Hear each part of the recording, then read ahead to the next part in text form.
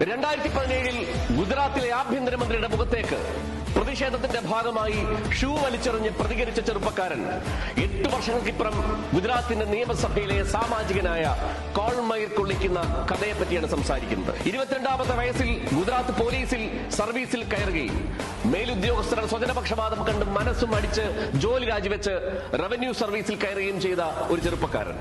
അവിടെയും കൊടി അഴിമതിയും സ്വജനപക്ഷപാതവും. ഗുജറാത്തിലെ ആഭ്യന്തരമന്ത്രി പ്രദീപ് സിംഗ് ജഡേജയുടെ മുഖത്തേക്ക് ഷൂ വലിച്ചെറിഞ്ഞ് ഒറ്റയ്ക്ക് പ്രതികരിച്ച ആ ചെറുപ്പക്കാരൻ, അവന്റെ പേരാണ് ഗോപാൽ ഇറ്റാലിയ.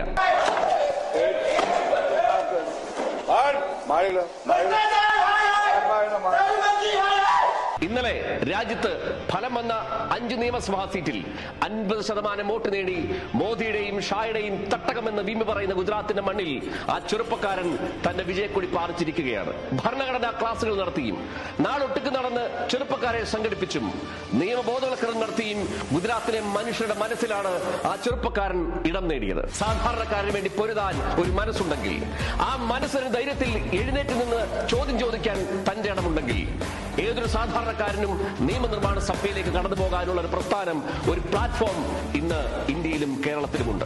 അതിന് നിങ്ങൾ വലിയ കുടുംബത്തിൽ ജനിക്കേണ്ടതായിട്ടില്ല.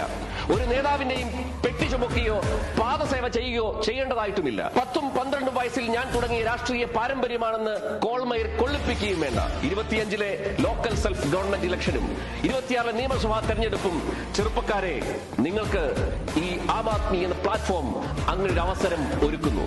നിങ്ങൾക്ക് ധൈര്യമുണ്ടെങ്കിൽ കടന്നു വരാം, ഒന്നിച്ചു നിൽക്കാം, മാറ്റത്തിന് വേണ്ടി കൈകോർക്കാം.